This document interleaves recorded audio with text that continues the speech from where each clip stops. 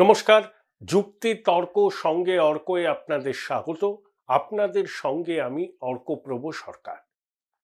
Bangladesh kills Hindus, Bangladesh wages an war against Hindus, এটা বলা অতিশয়োক্তি হবে না। তার কারণ বাংলাদেশের বিভিন্ন ঘটনা আমাদের সামনে আসছে, তার থেকে এই সিদ্ধান্তে উপনীত হওয়া আমার মনে হয় একদম বাস্তবসম্মত। সব থেকে যে জিনিসটা আমাদের নাড়া দিয়েছে, বাংলাদেশে একটা বিশ্ববিদ্যালয়ের মূল প্রবেশদ্বারের সামনে মাটিতে ভারতের পতাকা আঁকা হয়েছে এবং ছাত্রছাত্রীরা যখন বিশ্ববিদ্যালয়ে প্রবেশ করবেন তখন ভারতের জাতীয় পতাকাকে মারিয়ে যেতে হবে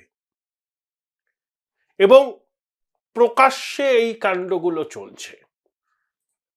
বাংলাদেশের জঙ্গি, সন্ত্রাসী, সুদখোর বৃদ্ধ ইউনূসের অন্তর্বর্তী সরকার দেখেও না দেখার ভান করছে। বলছে তারা ভারতের সঙ্গে সম্পর্ক উন্নত করতে আগ্রহী, ভারত বৃহৎ প্রতিবেশী, সম্মানের সঙ্গে সমতার সঙ্গে দুদেশের সম্পর্ক থাকুক। জামাতের আমির ডক্টর শফিকুর রহমান থেকে শুরু করে বিএনপি এবং সুদি ইউনূস সবাই কিন্তু এক বাক্যে এই কথা বলছে। আমি প্রথমেই বলেছিলাম এগুলো হচ্ছে বলার জন্য বলা, ভাবমূর্তি উদ্ধার করার কৌশল, কিন্তু বাস্তবে বাংলার মাটিতে যা হচ্ছে সেটা হচ্ছে কার্যত হিন্দুদের এথনিক ক্লিনজিং করার সুপরিকল্পিত প্রয়াস।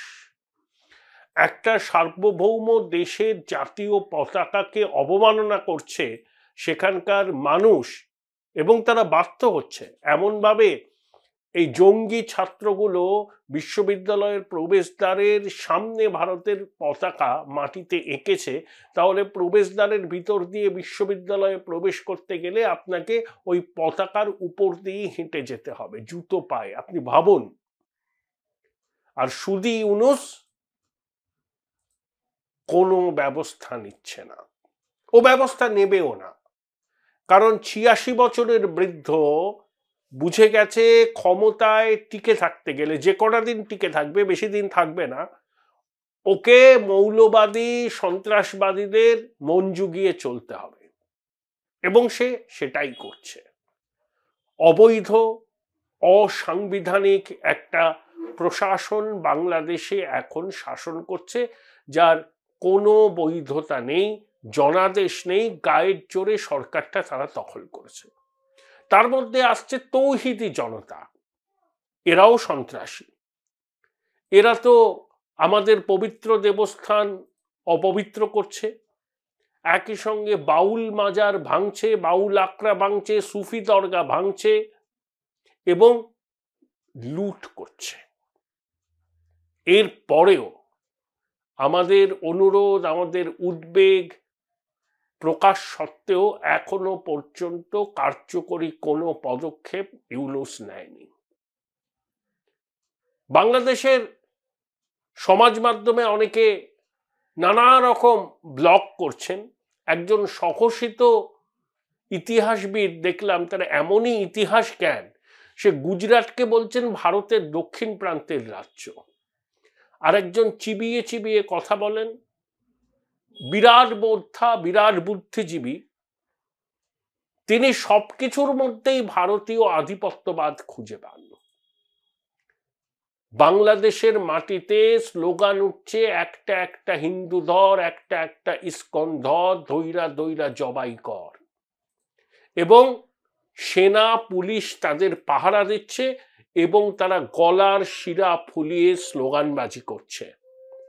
ইউনূস সরকারের সাধ্য নেই, ইচ্ছাও নেই এদের বিরুদ্ধে কোনো ব্যবস্থা নেওয়ার। এই ছাগলগুলো একটা জিনিস বুঝছে না, যে যত বাংলাদেশে সনাতনীদের আক্রমণের লক্ষ্য করা হবে তত ভারতবর্ষে মসজিদে মসজিদে গিয়ে শিবলিঙ্গ খোঁজার হিড়িক বাড়বে। এই বোধটুকু যাদের নেই, ঈশ্বর তাদের ক্ষমা করুন। ইতিমধ্যেই আজমের শরীফের দরগায় আগে হিন্দু মন্দির ছিল বলা হচ্ছে, সাম্বালে জামা মসজিদকে ঘিরে বিতর্ক হয়েছে। আপনাদের একটা স্লোগান মনে আছে 8-এর দশকের শেষের দিকে খুব সেই স্লোগানটা শোনা যেত, ইয়ে তো পয়লা ঝাঁকি হ্যায় কাশী মথুরা বাকি হ্যায়। বাবরি মসজিদ ধ্বংসের পর উচ্চগ্রামে এই স্লোগানটা উঠেছিল। তাহলে বাবরি মসজিদ ধ্বংস আমি এখনো মনে করি ভারতবর্ষের ধর্মনিরপেক্ষতার ইতিহাসে একটা কালো দিন। সেই স্লোগানগুলো অনেকদিন ঠান্ডা ঘরে চলে গিয়েছিল, কিন্তু যখনই আমাদের পড়শি বাংলাদেশে সনাতনীদের উপর আক্রমণ হচ্ছে, কার্যত এথনিক ক্লিনজিং এর দিকে এগোচ্ছে, তখন কিন্তু এই স্লোগান আরো উচ্চস্বরে বাড়ছে এবং মসজিদে মসজিদে গিয়ে শিবলিঙ্গ খোঁজার প্রবণতা শুরু হয়েছে। এবং এতদিন যারা এই ধরনের প্রবণতাকে গুরুত্বই দেয়নি, বলে এসব করে কি হবে, কিন্তু বর্তমান পরিস্থিতিতে ভারতের মানুষের একটা বড় অংশের সরব এবং নীরব সমর্থন আছে এই ধরনের উদ্যোগে। কেউ কেউ দেখলাম সুপ্রিম কোর্টের প্রাক্তন বিচারপতি ডিওয়াই চন্দ্রচূড়কে দোষারোপ করছেন। 1991 সালের উপাসনা স্থল আইন আছে, তাতে কি বলা হয়েছে, 1947 সালের 15ই আগস্ট পর্যন্ত রাম জন্মভূমি বাবরি মসজিদের বিষয়টা বাদ দিয়ে যে যে উপাসনা স্থল যে অবস্থাতে আছে সেই অবস্থাতেই থাকবে, তার চরিত্র আকার তার ব্যবহার পরিবর্তন করা যাবে না। কিন্তু প্রাক্তন মাননীয় প্রধান বিচারপতি ডিওয়াই চন্দ্রচূড় কিন্তু এই রায়টাকে অমর্যাদা করেননি। তিনি বলেছেন হ্যাঁ এগুলো ঠিক আছে, আকার কাঠামো চরিত্র বদল যাবে না, ঠিক আছে, কিন্তু ইতিহাস কি আছে সেটা জানার চেষ্টা করা হবে না, এরকম কথা আইনে বলা নেই। সেই জন্যই জরিপ করার কথা তিনি বলেছেন। আমি দেখলাম মেহবুবা মুফতি থেকে শুরু করে অনেকেই এখন প্রাক্তন প্রধান বিচারপতি ডিওয়াই চন্দ্রচূড়কে দোষারোপ করছেন। তিনি নাকি অবসরের পথে কোনো পাম্প পোস্ট পাওয়ার জন্য এই প্যান্ডোরার বাক্সটা খুলে দিয়েছেন। ডিওয়াই চন্দ্রচূড় আইন ভেঙে কিছু করেননি, কিন্তু ওই আইনে কোথাও বলা নেই যে ওই মন্দির বা মসজিদ বা গির্জার ইতিহাস কি ছিল সেটা জানার কোনো উদ্যোগ নেওয়া যাবে না। আমি বাংলাদেশের অসাম্প্রদায়িক মুক্তমনা মানুষদের আবেদন করব, করজোড়ে আবেদন করব, আপনারা মৌলবাদীদের সামলান। তারা যদি বলে একটা একটা ইস্কন ধৈরা ধৈরা জবাই কর, যদি তৌহিদি জনতা আমাদের পবিত্র মন্দিরকে আক্রমণ করে, ধর্মগ্রন্থকে অবমাননা করে, আমাদের জাতীয় পতাকায় পদদলিত করে,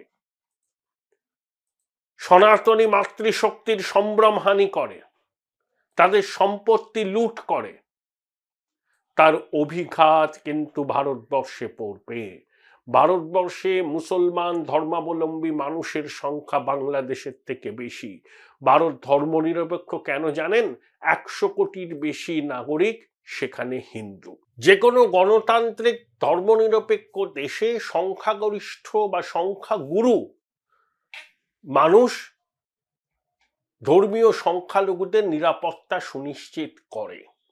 ভারতবর্ষ তাই করে এসছে, এখনো করছে, ভবিষ্যতেও করবে। আমি বলছি না যে ভারতবর্ষে ধর্মীয় সংখ্যালঘুদের উপর কখনো কোনো নির্যাতনের ঘটনা ঘটেনি, ঘটেছে, অস্বীকার করছি না, এবং তার বিরুদ্ধে ব্যবস্থাও নেওয়া হয়েছে। আবার বললাম, বাবরি মসজিদের ঘটনা, ভাঙার ঘটনা আমাদের জাতীয় জীবনের লজ্জার দিন, অর্থহীন ভাষায় স্বীকার করতে কোনো অসুবিধা নেই। কিন্তু বাংলাদেশের অনেকে বলছেন যে আমরা ধর্মনিরপেক্ষ বাংলাদেশ তৈরি করতে চাই, কিন্তু সেখানকার সংখ্যাগুরু সম্প্রদায় দায় নেবে না ধর্মীয় সংখ্যালঘুদের নিরাপত্তা নিশ্চিত করা। তারা ঘরে খিল তুলে বসে আছে এবং নানা রকম পরস্পর বিরোধী কথা বলে পরিবেশ এবং পরিস্থিতিকে ভিসিয়ে তুলছে। ভারতের বিদেশমন্ত্রী জয়শঙ্কর প্রধানমন্ত্রী নরেন্দ্র মোদীর সঙ্গে বাংলাদেশের বিষয় নিয়ে বৈঠক করেছেন। সম্ভবত বিদেশমন্ত্রী সংসদের দুটো কক্ষেই বাংলাদেশ সম্পর্কে ভারতের বক্তব্য জানাবেন। ডিসেম্বরের দ্বিতীয় সপ্তাহে বিদেশ সচিব পর্যায়ের বৈঠক আছে। বাংলাদেশে এই বৈঠক করতে চায়, কিন্তু এখনো ভারত সরকার সেই বৈঠক আদৌ হবে কিনা, হলে কবে হবে সে সম্পর্কে সুনির্দিষ্টভাবে বাংলাদেশের প্রশাসনকে জানায়নি।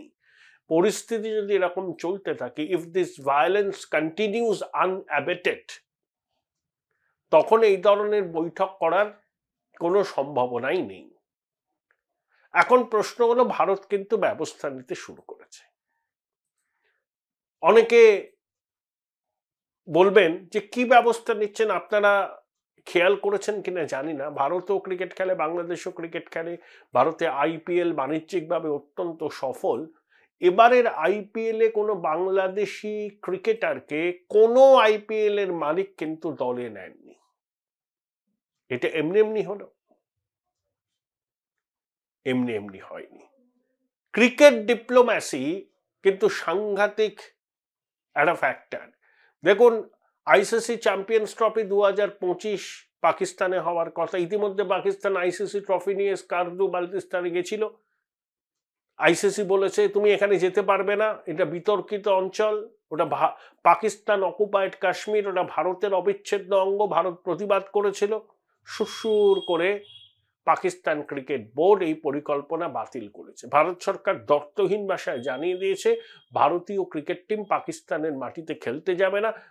ভারতকে যদি অংশ নিতে হয় প্রতিযোগিতায়, তাহলে আয়োজক দেশকে হাইব্রিড মডেলকে মেনে নিতে হবে, অর্থাৎ ভারত অন্য কোনো দেশে খেলবে, দুবাইতে খেলবে, ইত্যাদি ইত্যাদি, কিন্তু পাকিস্তানের মাটিতে খেলবে না। এবং পাকিস্তান যদি আইসিসি ক্রিকেট চ্যাম্পিয়নশিপ ট্রফি করতে চায় পাকিস্তানের মাটিতে, তাদেরকে কিন্তু এটা মেনে নিতে হবে। এটাই ভারতের জোর, আর্থিক শক্তি এবং প্রভাব। এই যে মুইজ্জু যখন ক্ষমতায় এলেন, অনেক ভারত বিরোধী আস্ফালন করলেন। তার সরকারের 2-3 জন মন্ত্রী প্রধানমন্ত্রী নরেন্দ্র মোদী সম্পর্কে অবমাননাকর মন্তব্য করলেন। তারপর বয়কট মালদ্বীপ বলে সমাজ মাধ্যমে ক্যাম্পেইন চললো। ভারতীয় পর্যটকরা মালদ্বীপকে এড়িয়ে যাওয়া শুরু করলো। সুর করে লাইনে চলে এলেন মুইজ্জু, এবং ভারত সরকার মুইজ্জু এক্সপেক্টই করেনি এমন ভাবে তাদের দিকে সাহায্যের হাত বাড়িয়ে দিয়েছেন। এবং মুইজ্জুও ভুল বুঝতে পেরেছেন যে ভারত বিরোধিতা করে ভারতীয় উপমহাদেশে টিকে থাকা যাবে না। দর্থহীন ভাষায় জানিয়ে দিলাম। এই যে আমাদের একটা বিতর্কিত, বলতো কংগ্রেস বলতো অগ্নিবীর প্রকল্প, আমি মেনে নিলাম অগ্নিবীর প্রকল্প বিতর্কিত, অনেক তাতে রেকটিফিকেশনের সুযোগ আছে।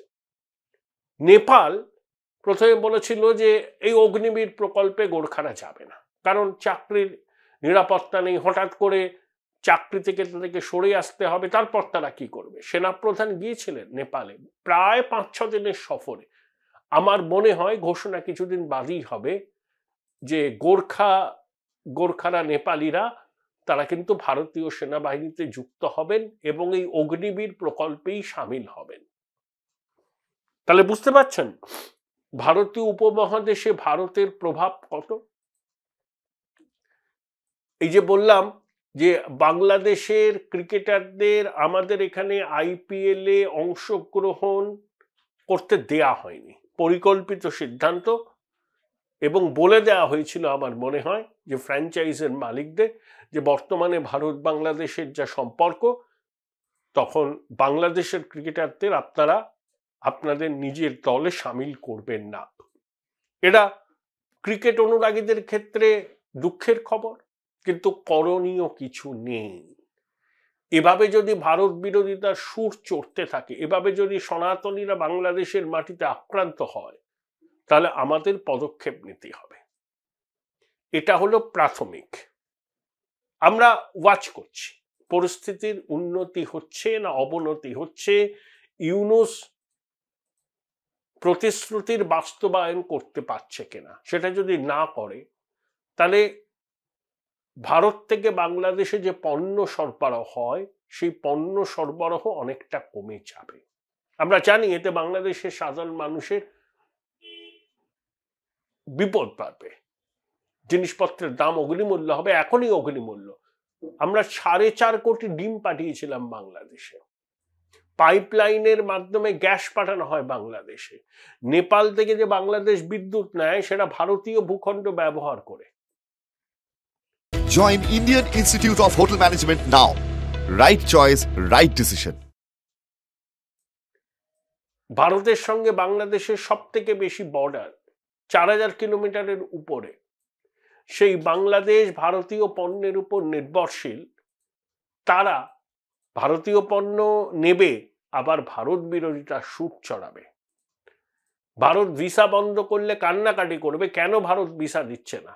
শুভেন্দুবাবু বলেছেন, অনেকে বলতে পারেন যে এসব বাগাড়ম্বরের কোনো মানে নেই, কিন্তু ঠিক কথাই বলেছেন। আপনি ভারত বিরোধিতা করবেন আর ভারতে এসে ভারতের হসপিটালে চিকিৎসা করাবেন এবং সেই চিকিৎসা করানোর জন্য ভিসার আবেদন করবেন, তো বাংলাদেশের সাধারণ মানুষের উচিত তো, যারা এই রকম ভাবে ধর্মীয় মৌলবাদকে লালন পালন করছে, ভারতের জাতীয় পতাকার ইচ্ছাকৃত অবমাননা করছে, ধর্মীয় সংখ্যালঘুদের উপর নিপীড়ন করছে, তাদের বিরুদ্ধে সরব হওয়া। তারা তো করছেন না, আমরা তো লক্ষ্য রাখছি, তারা কিন্তু করছেন না। তাহলে আমরা কিভাবে দরজাটা হাত করে খুলে দেব? এই যে কলকাতা আন্তর্জাতিক বইমেলা হবে 2-1 মাস পরে, সেখানে এবার বাংলাদেশে পার্টিসিপেশন হবে না। আমি সমর্থন করি সিদ্ধান্ত, উইথ হেভি হার্টস। বাংলাদেশের প্রকাশক লেখকরা যদি বুক ফেয়ারে আসেন আমাদের ভালোই লাগে, কিন্তু পরিস্থিতি একদম অনুকূল নয়। এবং যারা বলছেন যে আমাদের আমন্ত্রণই জানানো হলো না, আমরা কি বিনবুলায় মেহমান যাব, তাদেরকে বলছি, আপনারা আপনাদের দেশে ঘটে চলা হিন্দু নিধন যজ্ঞের বিরুদ্ধে প্রতিবাদ কেন করছেন না? কেন রাস্তায় নামছেন না?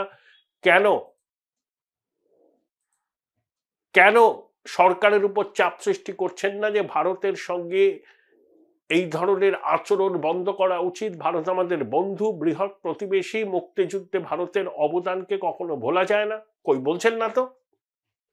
তাহলে কি ধরে নেব যে আপনারা মিউমিউ করলেও ভারত বিরোধিতা আপনাদের রন্ধে রন্ধে? যতই আপনারা নিজেদের মুক্তমনা ধর্মনিরপেক্ষ দেখান না কেন, জিহাদি জঙ্গিরা যেটা প্রকাশ্যে করছে আপনারা চক্ষু লজ্জার খাতিরে প্রকাশ্যে করতে পারছেন না, ভিতরে ভিতরে চুপ থেকে জিহাদি জঙ্গিদের কার্যকলাপকে পরোক্ষে সমর্থন করছেন, তাই তো? ভারতকে হোস্টাইল করে বাংলাদেশ ভালো থাকতে পারবে? সম্ভব? দেখছেন পাকিস্তানে কি অবস্থা। পাকিস্তান কাশ্মীরকে রক্তাক্ত করতে চায়, নিজেরাই সেক্টরিয়ান ভায়োলেন্সে শেষ হয়ে যাচ্ছে। প্রতিদিন শিয়া সুন্নি সংঘর্ষ, জঙ্গি সেনার সংঘর্ষ, নিরীহ বাস যাত্রীদের বাস থেকে নামিয়ে গুলি করে মারা হচ্ছে, মহিলা শিশুরা বাদ যাচ্ছে না। এই হচ্ছে ফেল স্টেট, এই হচ্ছে মথ ইটেন পাকিস্তান। বাংলাদেশ কি পাকিস্তানের রাস্তায় হাঁটতে চায়? ভারতের সঙ্গে সম্পর্ককে হোস্টাইল করে তুললে বাংলাদেশ ভালো থাকতে পারবে? আমরা তো চাই উন্নয়নশীল দেশ হিসেবে বাংলাদেশ আমাদের প্রতিবেশী 18 কোটি মানুষ, তারা সুখে শান্তিতে থাকুন, প্রগতির সড়কে হাঁটুন, দুদেশের মধ্যে যোগাযোগ বাড়ুক, ব্যবসা বাণিজ্য বাড়ুক, সাংস্কৃতিক আদান প্রদান হোক। কোথায়? এটা আমাদের আশা। আর বাংলাদেশের অনেকে বলেন আমরাও তো ভারতের সঙ্গে সম্পর্ক রাখতে চাই। যদি রাখতে চান তাহলে জঙ্গি জেহাদি ইউনূস সরকারের এই ভারত বিরোধিতার বিরুদ্ধে কেন সরব হচ্ছেন না, এটা তো আমরা জানতে চাই।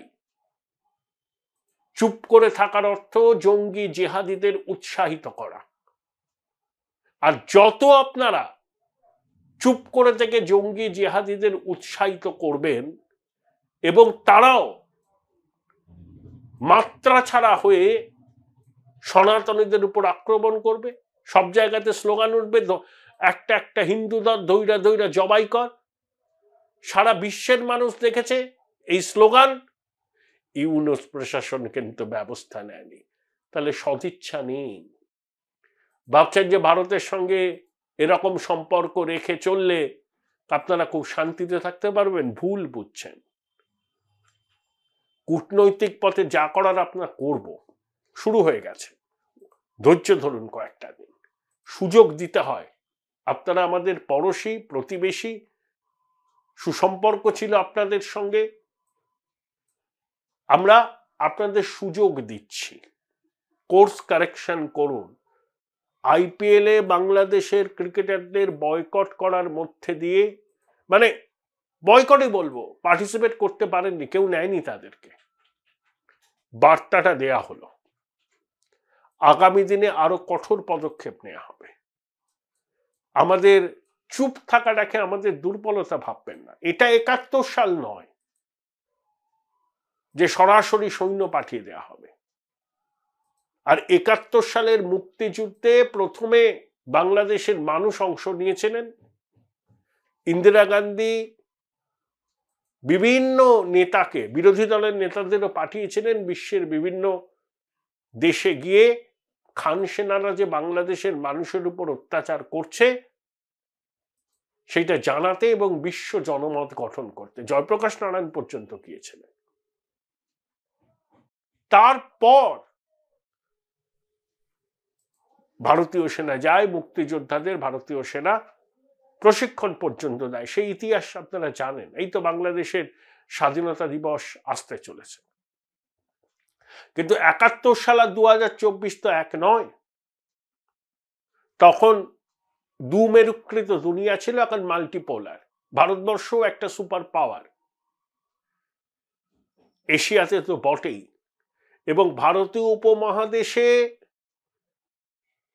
পরিস্থিতি, আর্থসামাজিক রাজনীতি ভারত নিয়ন্ত্রণ করবে। জেনে রাখুন, এটা খারাপ লাগলেও জেনে রাখুন, আমরাই করব। কারণ আমাদের এত বড় দেশ, আমাদের ডেমোগ্রাফিক ডিভিডেন্ড, আমাদের আর্থিক শক্তি, আমাদের সামরিক শক্তি, আমাদের বিজ্ঞান প্রযুক্তি, তথ্য প্রযুক্তি, সব ক্ষেত্রে ভারতবর্ষ বহু যোজন এগিয়ে আছে এশিয়ার অনেক দেশের থেকে। আমরা চীনের ঘাড়ের কাছে নিঃশ্বাস ফেলছি। চীন পর্যন্ত বাধ্য হয়েছে স্ট্যান্ড অফ কাটিয়ে সম্পর্ককে আস্তে আস্তে স্বাভাবিক করতে। তাই চীনের পায়ে পড়ে ভারতকে দেখে নেব বলে এই ধরনের একটা স্বপ্ন দেখছে সুদি ইউনুসের সাঙ্গপাঙ্গরা। শুনুন, চীন এমন কিছু করবে না যাতে ভারতের সঙ্গে তাদের সম্পর্ক আবার তলানিতে এসে যায়। চীনের আর্থিক প্রগতিকে বজায় রাখতে হলে ভারতের সঙ্গে সম্পর্ক তাদের উন্নতি করতেই হবে। কারণ ভারতের বিরাট বাজার, চীনা বিনিয়োগ, অনেক কিছু এখানে আছে। তারপরে আমেরিকা, ডোনাল্ড ট্রাম্প নাকি আরো একটা, ওই তার নিজের যেটা হ্যান্ডেল সেখানে বলেছেন যে আল কায়দা জঙ্গিকে মুক্তি দিয়েছে ইউনুস, আর ভক্তিবাদ যারা প্রচার করে সেই সন্ন্যাসীকে গ্রেপ্তার করেছে ইউনুসের সরকার। এই জন্যই নোবেল পুরস্কার, শান্তি পুরস্কার, ইউনুসের নোবেল শান্তি পুরস্কার কেড়ে নেওয়া উচিত। তার জন্য জনমত তৈরি করুন আপনারা। বিদেশে যারা বাংলাদেশের মানুষ আছেন, দেশের মাটিতে যারা আছেন, তারা পিটিশন তৈরি করুন। শান্তির নোবেল পাওয়ার যোগ্য এই সুদখোর ইউনুস নন। তিনি খোলাখুলি জঙ্গি জেহাদিদের ভারত বিরোধী লড়াই চালাতে উৎসাহিত করছেন এবং বাংলাদেশের ধর্মীয় সংখ্যালঘুদের, বিশেষ করে হিন্দুদের নিশ্চিহ্ন করার পরিকল্পনা করেছেন। এটা আমরা সহ্য করব না। বাংলাদেশের অভ্যন্তরীণ ব্যাপার ঠিকই, ওই সনাতনীরা বাংলাদেশের নাগরিক, তারা তো বলছেন যে আমাদের বাংলাদেশের উপর অধিকার কারোর থেকে কম নয়, জন্মেছি বাংলাদেশে, মরবো বাংলাদেশে। কিন্তু ভারতীয় উপমহাদেশে সনাতনীদের নৈতিক অভিভাবক ভারতবর্ষ এবং যশস্বী প্রধানমন্ত্রী নরেন্দ্র মোদী। তাই ভারতীয় উপমহাদেশে বলুন, পৃথিবীর যে কোনো প্রান্তে সনাতনীরা আক্রান্ত হলে ভারত প্রতিবাদ করবে এবং ব্যবস্থা নেবে। টের পাবেন আপনারা। এই যে একটা জঙ্গি পালিয়েছিল, তাকে রুয়ান্ডা থেকে ধরে আনা হয়েছে, লস্কর ই তৈবার জঙ্গি, কি যেন একটা খান নাম। পালাবার পথ পাবে না। এই যে জঙ্গিগুলো আছে না ওখানে, অনেক জঙ্গি আছে ইউনূসের অন্তর্বর্তী সরকারে, জঙ্গি মতাদর্শে দীক্ষিত, এবং এরা যেহেতু জঙ্গি মতাদর্শে দীক্ষিত, সরকারে আছে, সরকারের সমর্থক, এবং এই সরকারের প্রধান ইউনূস, তাহলে তিনিও জঙ্গিবাদের সমর্থক। পরিষ্কার। এই আইপিএল এ বাংলাদেশের ক্রিকেটাররা অংশগ্রহণ করতে পারলেন না নিলামে, এটা কিন্তু একটা বার্তা। এটা হচ্ছে ক্রিকেট ডিপ্লোম্যাসি। এখন কূটনীতি অনেক ফর্মে হয়, আমরা কিন্তু সুতো ছেড়ে যাচ্ছি। ভারতবর্ষেও রাজনৈতিক দলগুলো, সাধারণ মানুষ সরব হচ্ছেন, ভারত সরকারকে বলছেন ব্যবস্থা নিন, কিন্তু আমরা কূটনৈতিক পথে ছাড়া অন্যভাবে হাঁটবো না। ভারত সরকার সম্প্রসারণবাদী সরকার নয়, কিন্তু কূটনৈতিক পথে এমন পরিস্থিতি তৈরি করা যায়, বাংলাদেশকে পায়ে পড়তে হবে, পায়ে পড়তে হবে। যদি এখনো কোর্স কারেকশন না করে ইউনূস, কপালে দুঃখ আছে। ইউনূসের কি হবে? ইউনূস তো পালিয়ে যাবে। এই সমন্বয়করা, এই আসিফ নজরুল্লাহ পালিয়ে যাওয়ার চেষ্টা করবে, কিন্তু বাংলাদেশের সাধারণ মানুষের কি হবে? যে পরিস্থিতি হয়েছে, তাহলে বাংলাদেশ স্বাভাবিক ছন্দে ফিরতে কম করে 10 বছর লাগবে। এটা আমার কথা নয়, বাংলাদেশের সমাজ মাধ্যমে যারা খুব সক্রিয় তারা বলছেন ডার্কেস্ট ফেজ। এই প্রেক্ষিতে ভারতের সঙ্গে বিরোধিতার মাসুল, চড়া মাসুল গুনতে হবে। বাংলাদেশের মানুষের উচিত এই জঙ্গি শাহির বিরুদ্ধে পথে নামা। আপনারা যেহেতু ওখানে সংখ্যাগুলো মুসলমান সম্প্রদায়ভুক্ত মানুষ, তারাই গিয়ে আসুন। ধর্মীয় সংখ্যালঘুদের নিরাপত্তা সুনিশ্চিত করার দায়িত্ব আপনাদের উপর। আপনারা প্রতিবাদে রাস্তায় নামুন। আমাদের জাতীয় পতাকাকে মারিয়ে শিক্ষা প্রতিষ্ঠানে প্রবেশ করতে হচ্ছে। আমরা কখনো ভাবতে পারি আমাদের দেশে, যতই বাংলাদেশে এই ঘটনার বিরুদ্ধে এখানকার মানুষের ক্ষোভ থাকুক, কখনো দেখেছেন বাংলাদেশের জাতীয় পতাকাকে অবমাননা করছেন কোনো ভারতীয়? দেখবেন না। ওটা আমাদের সংস্কৃতি নয়। সনাতনী সংস্কৃতি অন্য রকম, এটা ওয়ে অফ লাইফ। নিজ ধর্মে স্থিতি, সনাতন ধর্মে প্রীতি, পরধর্মে সম্প্রীতি। আর নাকের ডগায় সনাতনীদের নিকেশ করার হুমকি দিচ্ছে জেহাদি জঙ্গিরা, ইউনূস দেখেও দেখছেন না। তারপর মিষ্টি মিষ্টি করে বলছেন বৃহৎ প্রতিবেশী ভারতের সঙ্গে সম্পর্ক আমরা উন্নত করতে চাই। উন্নত করার প্রাথমিক শর্ত হলো ভারত বিরোধী মনোভাব ত্যাগ করা, ধর্মীয় সংখ্যালঘুদের জীবনের, ধর্মাচরণের অধিকার সুনিশ্চিত করা, মাতৃশক্তির সম্ভ্রম রক্ষা করা, আর বাংলাদেশের মাটি থেকে জঙ্গি জেহাদিদের আস্ফালন বন্ধ করার উদ্যোগ নেওয়া। একজন জনপ্রিয় সঞ্চালক একটা টক শোতে, বাংলাদেশের দুজন ছিলেন, তাকে বললেন যে আপনারা ওই জসিমউদ্দিন রহমানিকে ছেড়ে দিয়েছেন, জঙ্গি, আন্তর্জাতিক জঙ্গি, আর আপনারা ইসকনের সাধুকে গ্রেপ্তার করেছেন। তখন তোতলাচ্ছে ওই দুটো লোক, বলে কোর্ট ছেড়ে দিয়েছে। আরে কোর্ট ছেড়ে দিয়েছে? যে ঘোষিত জঙ্গি, যে ব্লগারদের খুন করার কথা বলে, জবাই করার কথা বলে, সে মুক্ত। তারপরেও আমরা ভরসা রাখবো ইউনূস সরকারের উপর? ভাবা যায়? তাই বাংলাদেশের মানুষের কাছে করজোড়ে আবেদন, এই জঙ্গি শাহির বিরুদ্ধে পথে নামুন, প্রতিবাদ করুন, আপনাদের দেশের ধর্মীয় সংখ্যালঘুদের নিরাপত্তা সুনিশ্চিত করুন, আর ভারতের জাতীয় পতাকা পদদলিত করে যারা অপমান করছে তাদের বিরুদ্ধে প্রশাসনিক স্তরে ব্যবস্থা যাতে নেওয়া হয়, সেই জন্য সরকারের উপর চাপ সৃষ্টি করুন। তাহলে বুঝবো আপনারা প্রকৃত ধর্মনিরপেক্ষ, মুক্তমনা এবং গণতান্ত্রিক বিশ্বাসকে লালন পালন করেন। আর সেটা যদি না করেন তাহলে বুঝতে হবে এই সমস্ত দাবিগুলো মিথ্যা, শূন্যকুম্ভের ঝঙ্কার ছাড়া আর কিছুই নয়। আপনারাও নীরব থেকে এই জঙ্গি জিহাদিদের আস্ফালনকে সমর্থন করছেন।